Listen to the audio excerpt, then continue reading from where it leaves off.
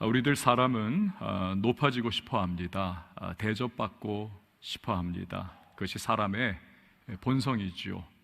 반면에 무시당합니다. 계속 업신여김을 받습니다. 남에게 이제 눌리고 또 압박을 받고 다른 사람 뒤치다거리 계속 하다 보면 자존감 다 무너져 내립니다. 참 견디기가 어려워지는 거죠. 사람들이 알아주고 내 앞에서 굽신굽신거려주고 또 쩔쩔맨다. 그때 우리는 상대적인 우월감을 느낍니다. 으쓱하는 마음 생기죠. 정도의 차이는 있지만 누구나 다 그런 마음이 있습니다. 없는 사람 한 사람도 없습니다. 문제는 통제받지 않는 욕망입니다. 통제받지 않는 욕망. 그것은 자신뿐만이 아니라 주변과 또 사회, 심지어는 국가마저도 큰 악영향을 끼칩니다. 극대화된 경우가 바로 히틀러와 같은 상황이죠. 아리안족이 가장 우월한 민족으로 인정을 받아야 한다. 그는 주장합니다. 아리안의 특징을 금발머리, 파란 눈, 그리고 이 후두부, 뒤통수 부분이 활처럼 아주 그냥 동그랗게 그렇게 두상이 만들어져야 한다. 이것이 순수 아리안 혈통이다. 그래서 이 후두부가 일정 수치 이상이 튀어나왔는가, 이것을 재는 그러한 기구마저도 만들었던 바가 있습니다. 튀어나오지 않으면 이건 유대인이다. 그래서 강제 수용소에 쳐넣었습니다. 장애인도 마찬가지입니다. 아리안의 우월성을 침해한다.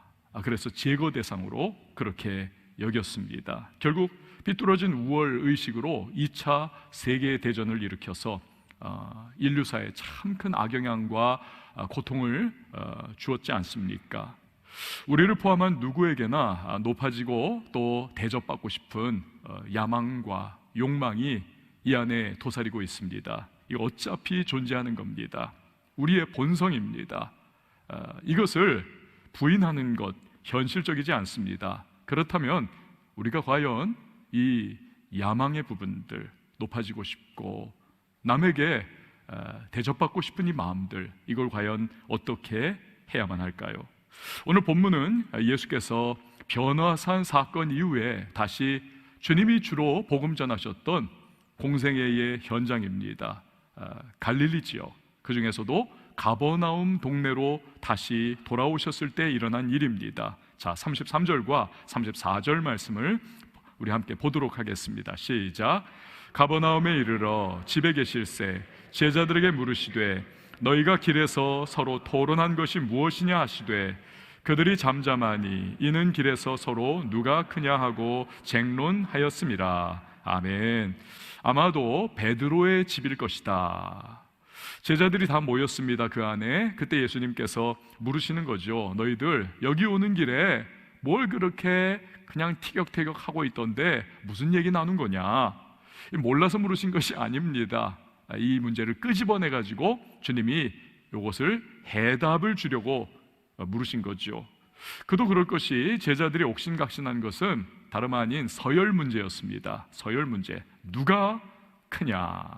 근데 이게 한심한 겁니다. 왜냐하면 예수님께서는 계속해서 지금까지 말씀하신 것이 무엇입니까? 십자가의 죽으심을 말씀을 하셨습니다.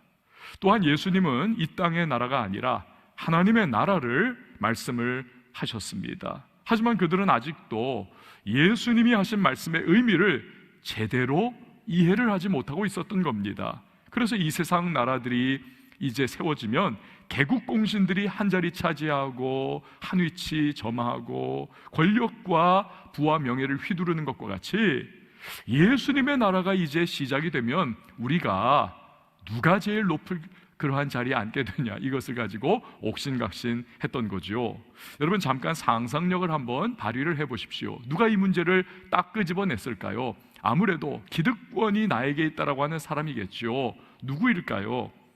안드레였을 것이다. 저는 생각을 해봅니다. 왜냐하면 안드레는 처음에 세례 요한의 제자였습니다. 그러다가 세례 요한이 말하죠. 보라, 하나님의 어린 양이로다. 예수님 요단강가에 거니시는 모습을 보고 세례 요한이 그 말을 하니까 이 사람이 세례 요한 이제는 버려두고 예수님의 제자가 덜컥 돼버린 겁니다.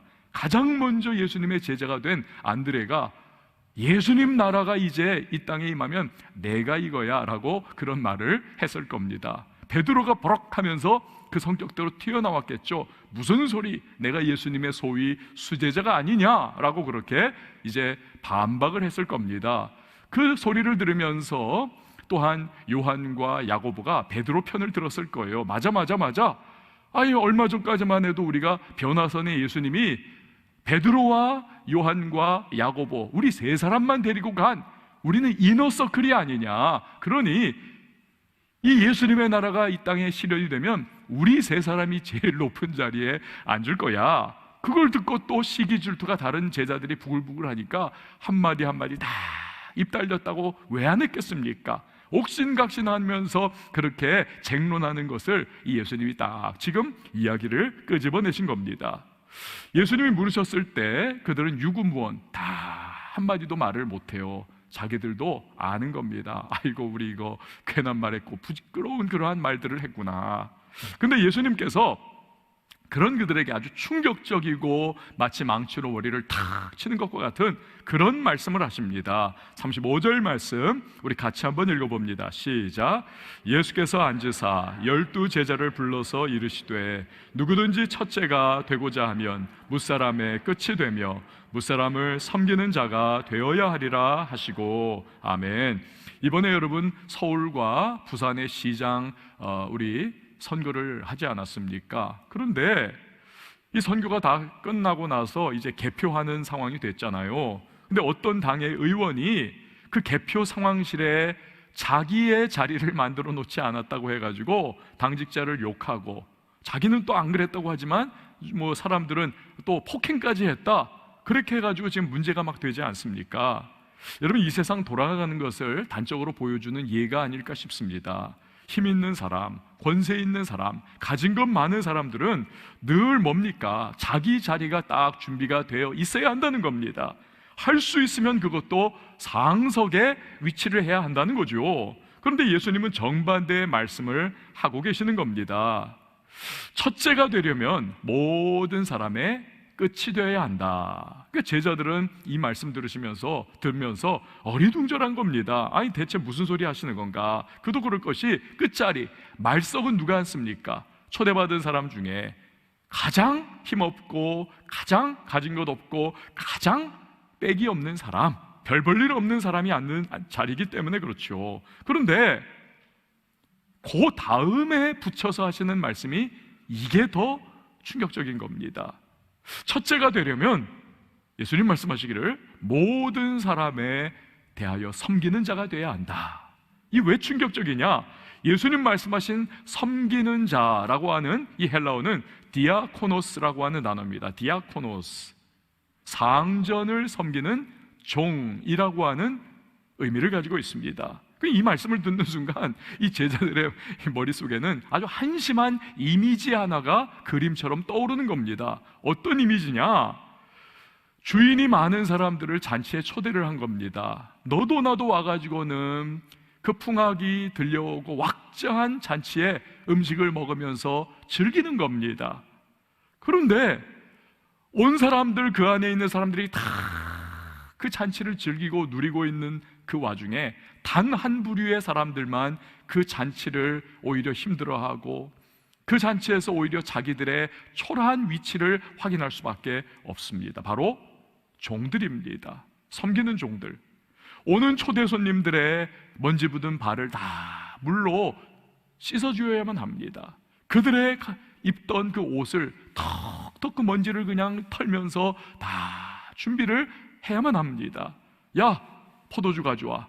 그럼 쪼르르 달려가서 예 하면서 포도주 가져다 드려야 하고, 자질구레한 심부름 다 이 종들이 해야만 하는, 잔치가 열리면 가장 힘들고 어려운 그 섬기는 위치에 있는 사람들입니다. 그 모습이 떠오르는 거죠. 근데 예수님은 바로 그게 첫째가 되고 그게 높아지는 비결이다라고 하니까 이 제자들은 기가 턱 막히는 것입니다.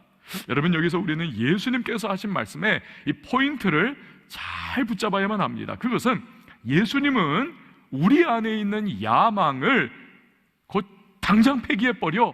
그렇게 말씀한 것이 아니라는 것이랍니다. 누구든지 첫째가 되고자 하면, 여러분 이거 뭡니까? 누구든지 첫째가 될 수가 있다라고 하는 것을 전제로 깔고 있는 것 아닙니까?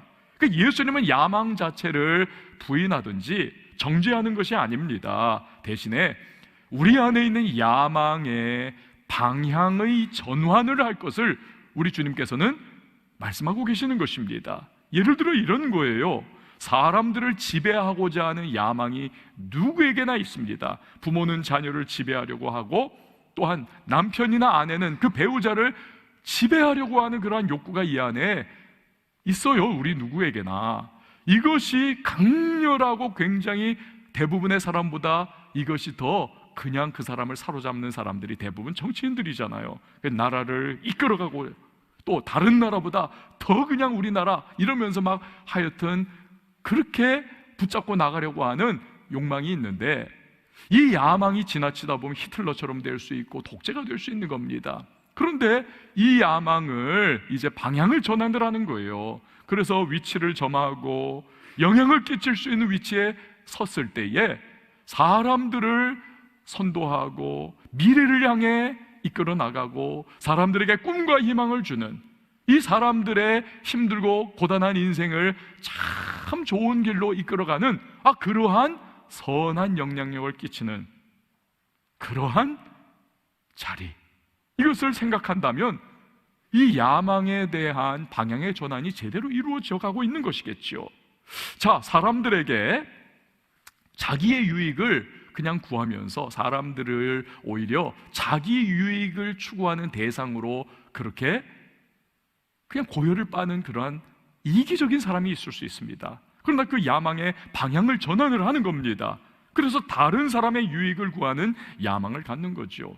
어떻게 하면 내가 돈 많이 벌어가지고 허위호식하면서 한 인생 잘 먹고 잘 살고 편하게 내가 그냥 내 대대손손이 그거 물려주고 살 수 있을까? 그냥 이기적이고 자기중심적인 야망으로 똘똘 뭉쳐있다. 이게 이제 문제가 되겠죠. 그렇게 그냥 덥석 그냥 불로소득 안아버린 그런 후손들이 이거 제대로 인간 노릇하며 살겠습니까? 그런데 어떻게 하면 내가 똑같은 인생 살면서 참 많이 벌고 내가 성공을 해서 더 많은 사람들에게 베풀고 나누고 구제하고 내가 헌신할 수 있을까? 이러한 야망의 방향 전환이 이루어질 수가 있다는 사실입니다. 여러분, 우리가 자기 유익만을 가지고 야망을 마음에 품고 막 불도처럼 밀고 나간다고 생각을 해보세요. 코뿔소처럼 막 어떤 상황이 될까요? 자기 자신은 잘 먹고 잘 살지 모릅니다. 근데 많은 경우에 이 주변을 피폐하게 만들어버리죠.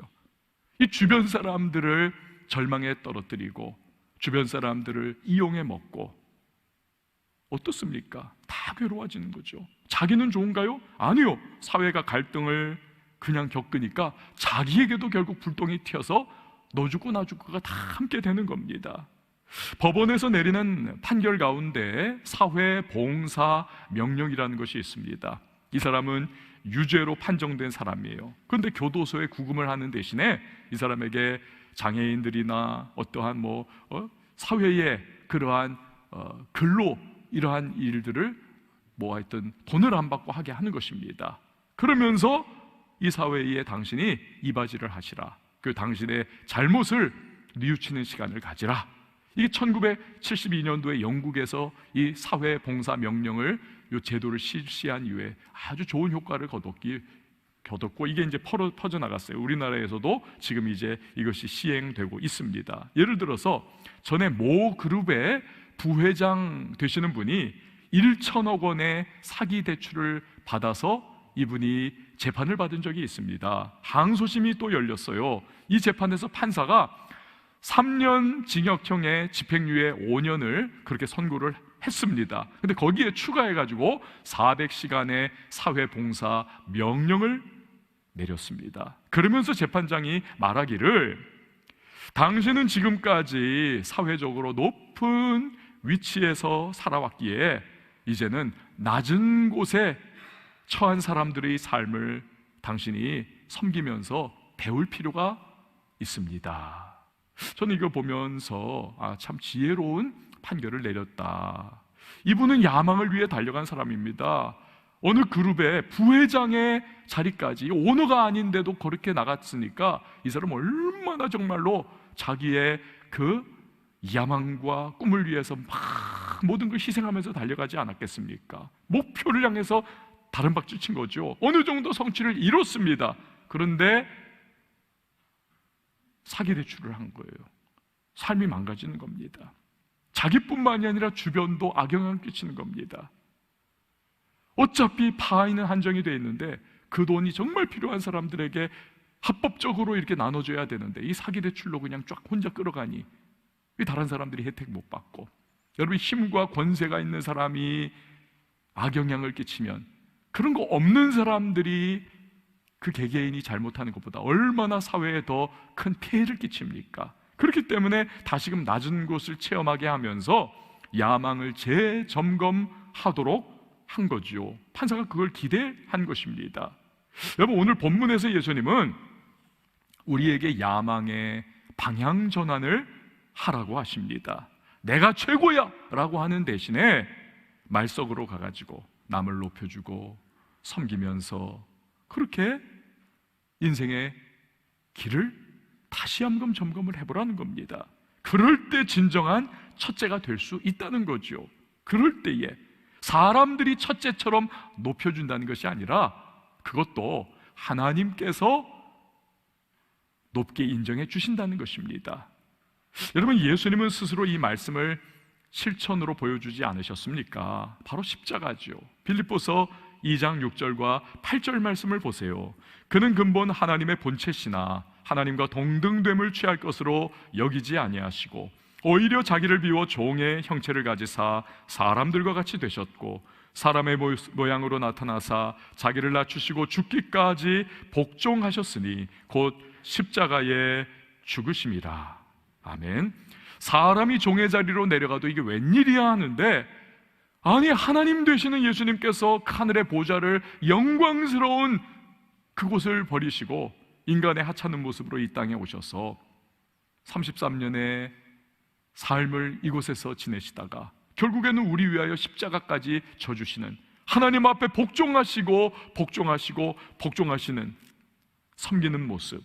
그럴 때 하나님께서 예수님을 첫째 되게 하시지 않으셨습니까? 빌립보서 2장 9절에서 11절 보면 이름으로 하나님이 그를 지극히 높여 모든 이름 위에 뛰어난 이름을 주사 하늘에 있는 자들과 땅에 있는 자들과 땅 아래에 있는 자들로 모든 무릎을 예수의 이름에 꿇게 하시고 모든 입으로 예수 그리스도를 주라 시인하여 하나님 아버지께 영광을 돌리게 하셨느니라. 할렐루야. 여러분, 예수님은 제자들에게 바로 이러한 역설적인 진리를 마음에 염두에 두시고 그들 마음에 지금 막 끓어오르고 있는 누가 높으냐, 이 야망에 대한 방향 전환할 것을 말씀하고 계시는 것입니다. 이런 말이 있죠. 아빠에게는, 이 아빠들이 좀 그래요. 아빠에게는 돈이 필요할 때 연락하고 엄마에게는 위로가 필요할 때 연락한다. 아빠들이 억울해요, 사실은. 저도 가만 보면 그렇습니다. 애들이 전화하면 이거 웬일인가? 아빠 얼마 필요한데요? 이러면서 전화해요. 엄마한테는 하여튼 시시때때로 전화가 옵니다. 그런데 그냥 막 화기애애하고 엄마 좋아 죽겠다 그러고 하여튼 그렇습니다. 예?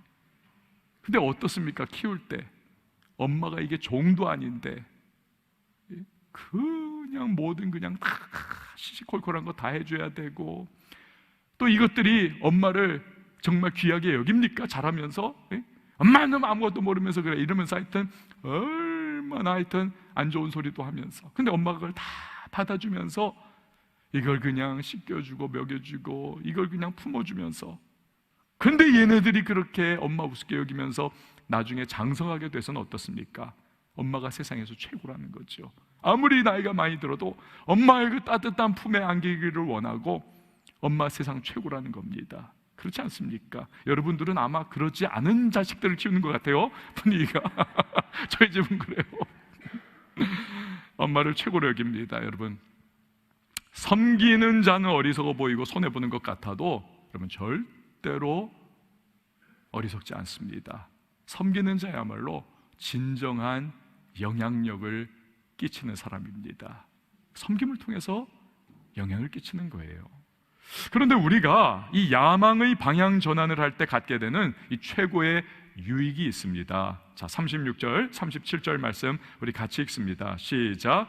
어린아이 하나를 데려다가 그들 가운데 세우시고 안으시며 제자들에게 이르시되 누구든지 내 이름으로 이런 어린아이 하나를 영접하면 곧 나를 영접함이요 누구든지 나를 영접하면 나를 영접함이 아니요 나를 보내신 이를 영접함이니라. 아멘. 이 고대 사회에서는 어린아이들을 그냥 부모의 부속물로서만 그렇게 바라봤습니다.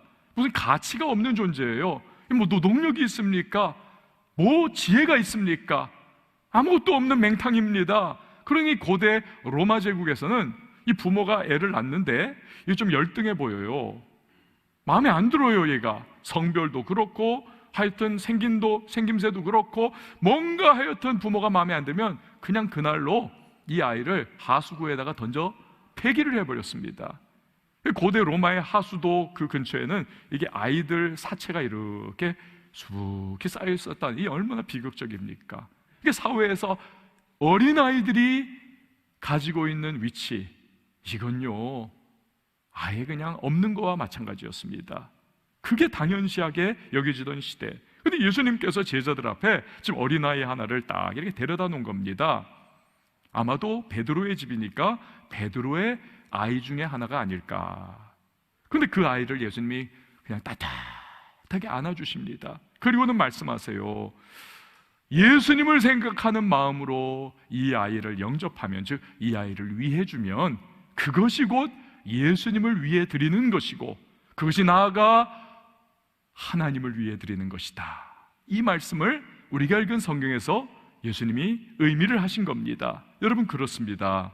우리가 누군가 약한 자, 누군가 도움이 필요한 자, 사람들이 도외시하는 누군가를 우리가 예수님 때문에 돌보고 예수님 이름으로 그 사람을 위해주고 예수님 마음으로 그 사람을 섬겨준다면 하나님은 그 일을 하나님께 해드린 것으로 셈해 주신다는 것입니다.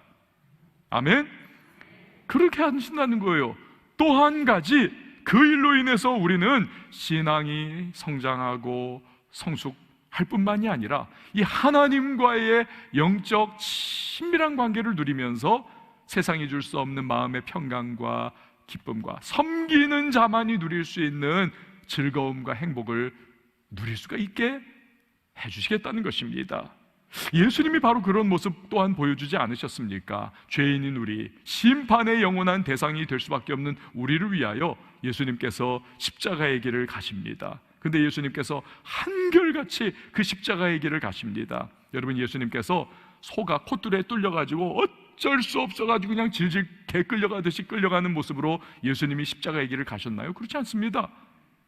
여러분, 예수님은 행복한 마음으로 우리를 위하여 심판받으시고 우리를 위하여 정죄받으시고 우리를 위하여 예수님께서 저주받으시는 그 비참한 십자가의 길임에도 불구하고 우리 예수님의 공생의 전 과정을 보면 즐거운 마음으로, 예수님은 행복한 마음으로, 예수님은 그 길을 안 가면 안 되겠다라고 하는 그 결연한 마음으로 예수님께서 따박따박 한 걸음 한 걸음을 가신 것을 우리가 보는 겁니다. 왜요? 늘 섬기시고 늘 순종하시고 우리를 위하시는 그 마음으로 주님께서 행하시니까 하나님과의 교통이 끊이지를 않는 겁니다. 막히는 구석이 없는 겁니다. 하나님이 주시는 신령한 기쁨과 신령한 은혜와 신령한 즐거움이 마음을 가득 채우니까 우리 예수님 그 비참한 길임에도 불구하고 즐거운 마음으로 십자가 지고 가리, 그 찬양과 같이 그렇게 걸어가실 수가 있었던 것이죠. 그게 주님의 비밀인 것입니다. 헨리 나우엔이라고 하는 분은 인생이 아주 그냥 보장이 되어 있는 세계 최고의 하버드 대학교의 교수였습니다. 그랬던 그가 갑자기 그 교수직을 버립니다. 그리고는 저 캐나다 토론토에 있는 라르쉬 공동체라고 하는 이 공동체는 장애인, 정신지체 장애인들만 이렇게 공동생활을 하는 곳입니다. 이분이 거기를 들어가요. 교수직을 버리고는. 그리고는 아담이라고 하는 이름의 이 정신 지체 청년 하나를 자기가 전담으로 돌보아 줍니다. 지금 사진에 나오는 이 청년, 주변에서 다들 만류했죠. 아니 이게 지금 말이나 되냐고. 수재들을 가르치는 하버드 대학 교수를 버리고, 그 높은 위치를 버리고 어떻게 당신이 그냥 보통 사람들도 아닌 가장 사회에서 열애되고 아무도 알아주지 않고 정신지체 앓고 있는 그러한 사람들을 돌보는 가장 낮은 곳에 왜 거기를 가느냐고, 다 미쳤다고, 이 사람 이상하다고 만류를 했습니다. 헨리 나우에는 아무런 말도 하지 않습니다. 여러 해가 지났습니다. 그가 책을 한 권 냅니다. 그 책의 제목이 예수님의 이름으로 라고 하는 책입니다.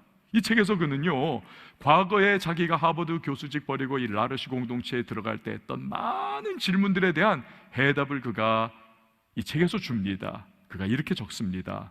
나는 지금까지 성공을 향한 오르막길만 부지런히 달려왔습니다. 그 오르막길에서는 그런데 예수님이 보이지를 않았습니다. 이제 내리막길에서 나는 매일 주님을 뵙습니다. 이 내리막길에서 나는 매일 주님을 뵙습니다. 그는 그렇게 가장 낮은 곳에서 가장 약하고 아무도 알아주지 않고, 그러나 그보다 더 누군가의 도움이 절실히 요구되는, 될 수 없는 그러한 연약한 정신지체 장애인들을 도우면서 그는 그 어디에서도 느낄 수 없었고 가질 수 없었던 기쁨을 누린다는 거예요. 행복을 누린다는 겁니다. 그리고 하나님과의 친밀함을 그는 매일매일 경험한다는 것입니다. 만약에 그가 하버드에 계속 있었다면 물론 많은 수재 학생들 가르치는 보람도 있었을 것이고 영광스러운 자리죠. 사람들이 다 알아줬을 것입니다만, 그 성공적인 인생을 살았겠지만 그는 많은 교수들 중에 한 사람입니다. 그냥 그럴 뿐이에요. 그의 삶과 그의 책을 통해서 전 세계 수많은 크리스찬들이 지금 영향받는 것과 같은 그 거룩한 영적 영향력을 그는 결코 끼칠 수가 없었을 것입니다. 사랑하는 여러분, 우리 지난주일을 부활주일로 지내지 않았습니까? 나 같은 죄인 위하여서 이 땅에 어린아기의 가장 낮고 천한 모습으로 이 땅에 오셨습니다.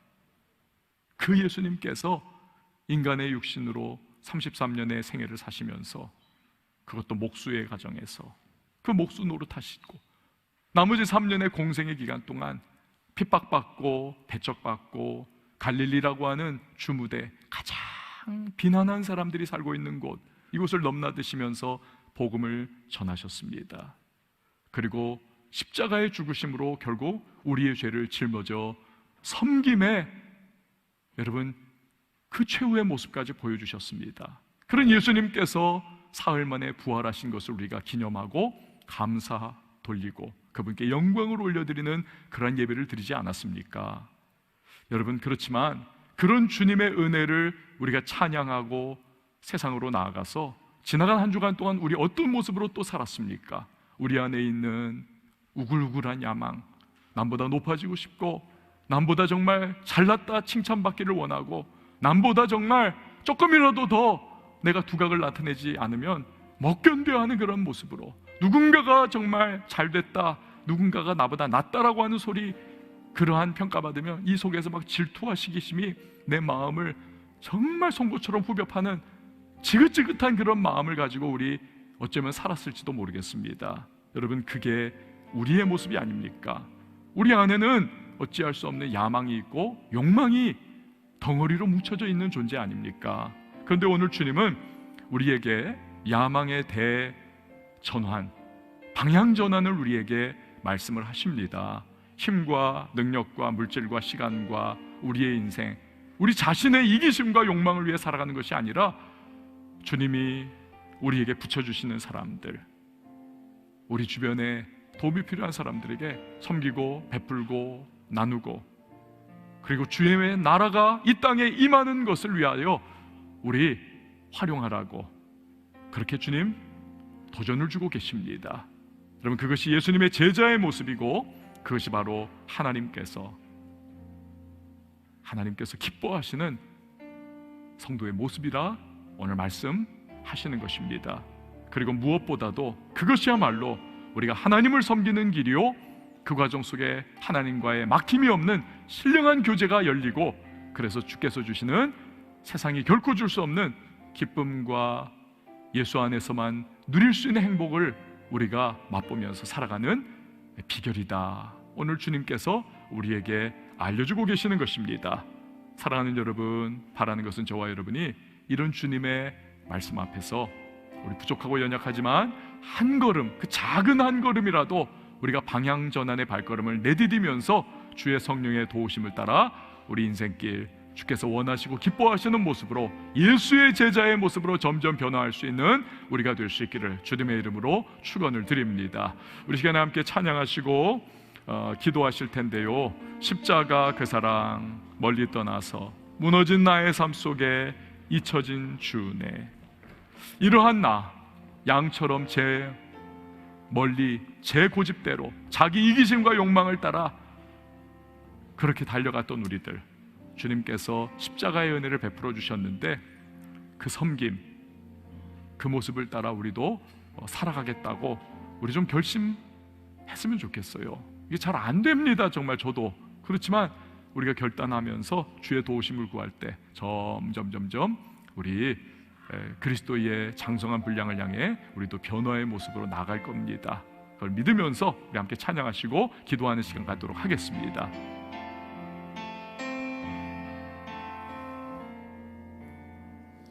십자가 그 사랑 멀리 떠나서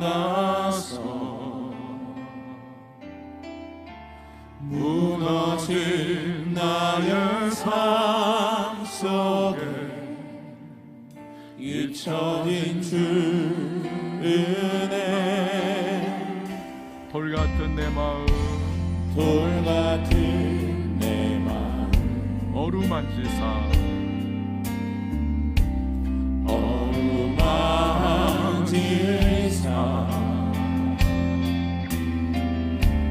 다시 일으켜 세우신 주를 사랑합니다. 주 나를 보호하시고 날 붙드시리. 나는 외롭고 존귀한 주님의 자녀라.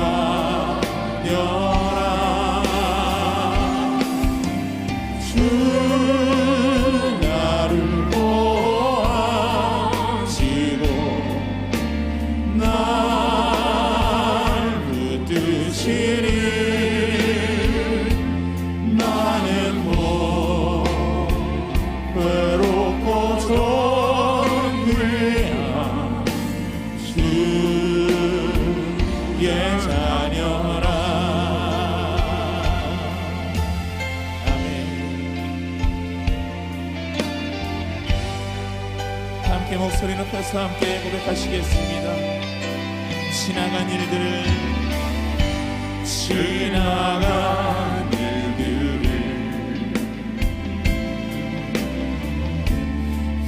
기억하지 않고 이전에 해간 모든 일 생각지 않으리. 사막의 강물과 사막의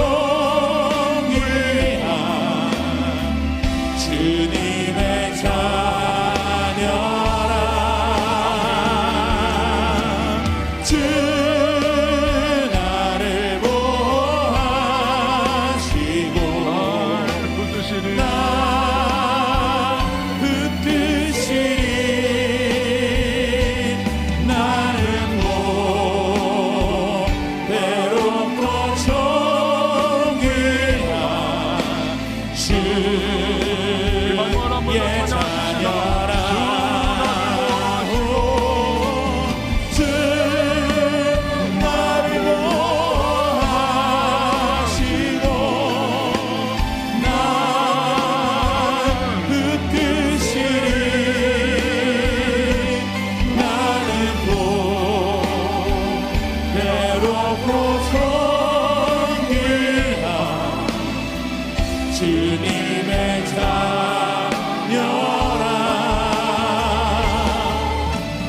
주 나를 보호하시고 날 붙드시리 나는 또 괴롭고 성길한 주의 자녀라. 우리 시간에 기도하며 나갈 때에 주님, 제 안에 있는 야망의 방향 전환을 오늘 말씀하셨습니다. 힘과 능력과 물질과 시간과 인생을 나를 향한 이기적 욕심과 욕망과 야망을 채우려 하는 대신에 주님 말씀처럼 또 주께서 보여주신 것처럼 섬기고 베풀고 나누고 주님 나라가 이 땅에 임하는 것을 위하여 하나님, 내가 살아갈 수 있도록 방향의 전환이 이루어질 수 있도록 나를 도와주시옵소서. 예수님의 제자다운 모습으로, 하나님이 칭찬하시는 모습으로 하나님과의 관계가 늘 열려 있어서 주님이 주시는 신령한 기쁨과 감사와 만족과 행복으로, 그 기쁨 때문에 하나님, 시련과 인생의 어려움들 능히 극복하고 믿음의 길을 걸어갈 수 있는 주님의 사람이 될 수 있도록 도와달라고 이 시간 말씀 기억하며 우리 함께 기도하며 나갑니다. 함께 기도합니다. 하나님 아버지 감사합니다. 오늘 주님이 말씀하여 주셨습니다. 주 나를 보호하시고 날 붙드시리 나를 괴롭고 정리한 주님의 자녀라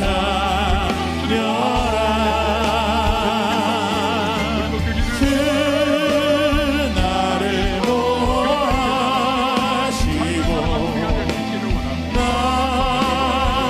붙드시리 나는 곧